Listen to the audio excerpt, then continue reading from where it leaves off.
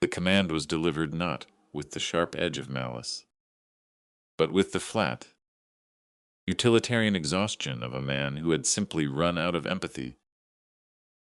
Get him out of here, doctor. Kyle Merritt said it, the way one might ask to close a window against a draft, or to flick a switch to kill a flickering light that had become a nuisance.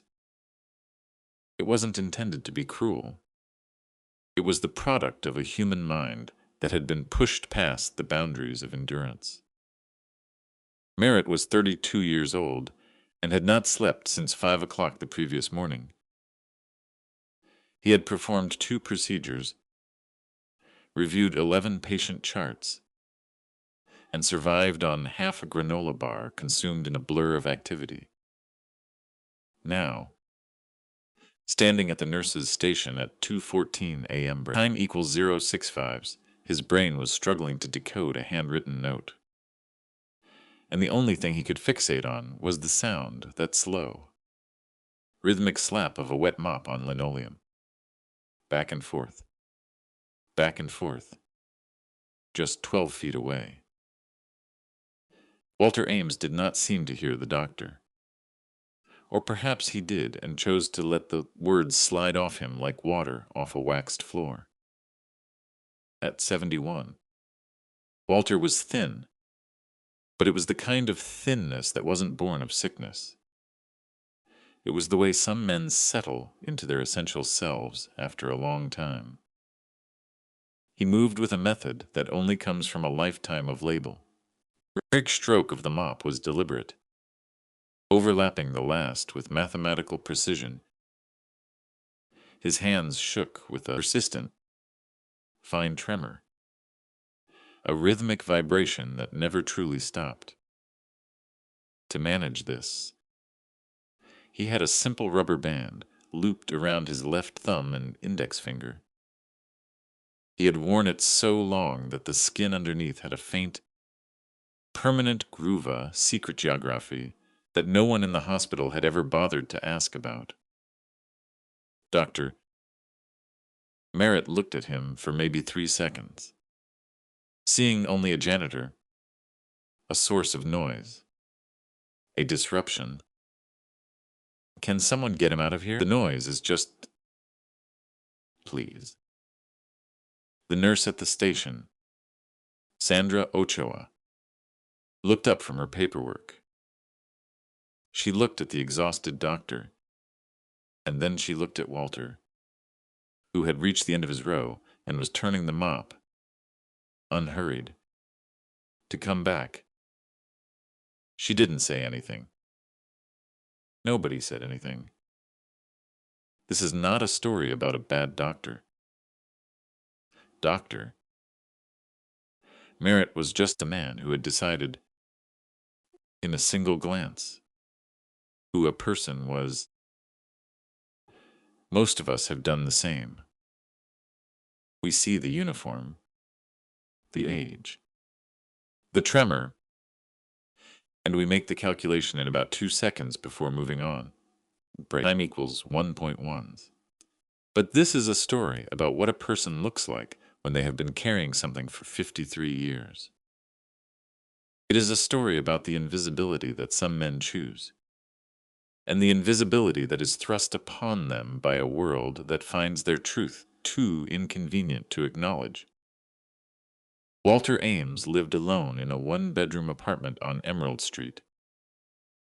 The elevator had been broken since February, so he took the stair-street flights every morning and every night. His left knee complained with every step, but Walter never spoke back to it.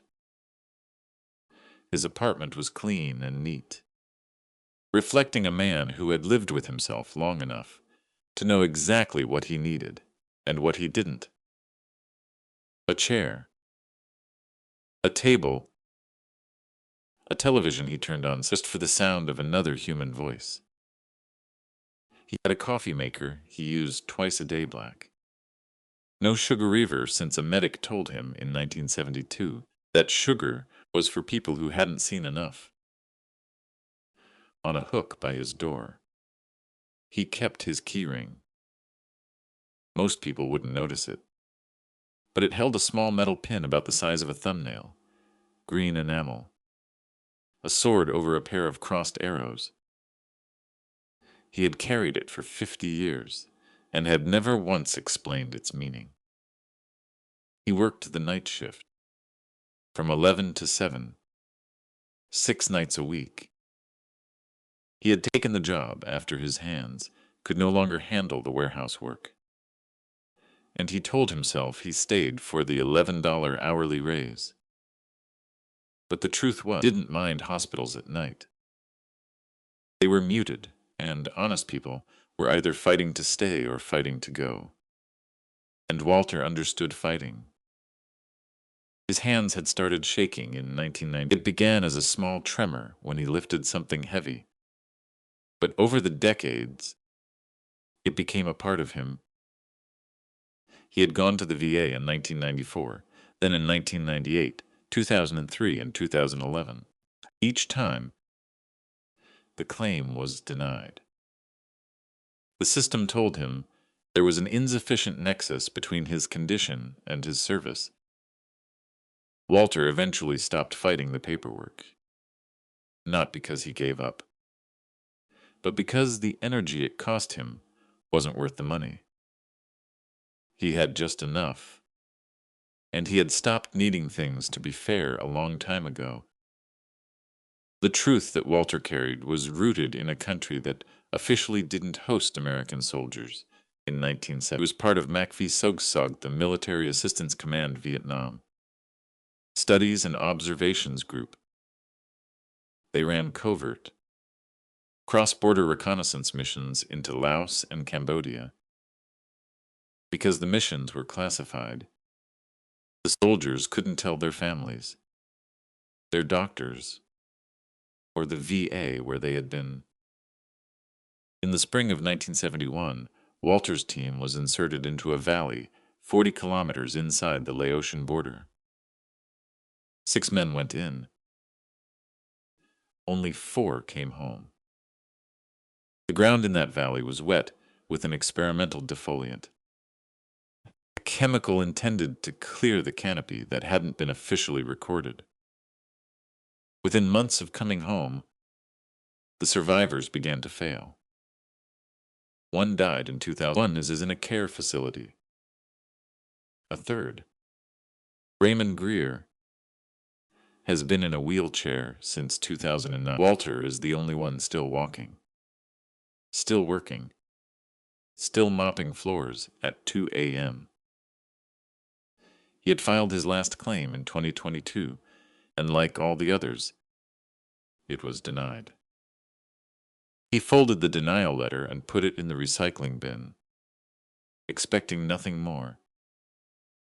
And then, 47 days ago, a letter arrived that changed everything. It wasn't a form.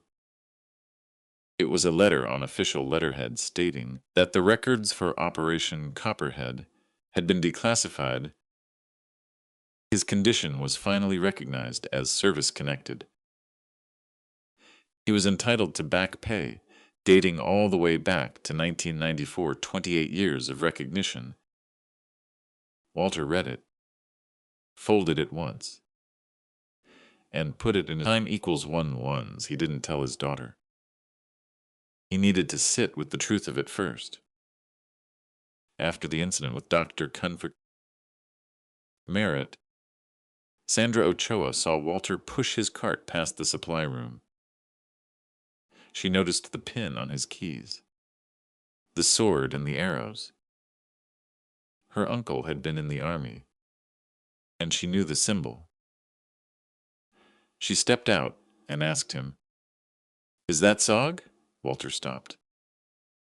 It was the expression of a man who had been known, just for a second, by someone who didn't need him to explain. He showed her the letter. Sandra read the words Service-Connected Disability and Operation Copperhead.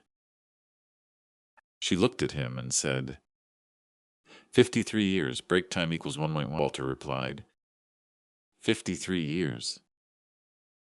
Walter went back to work. He mopped the floor with a letter in his wallet that said, in the flat language of bureaucracy, that he had been right the whole time. That what had been done to him was real. He already knew that, but he liked seeing it written down.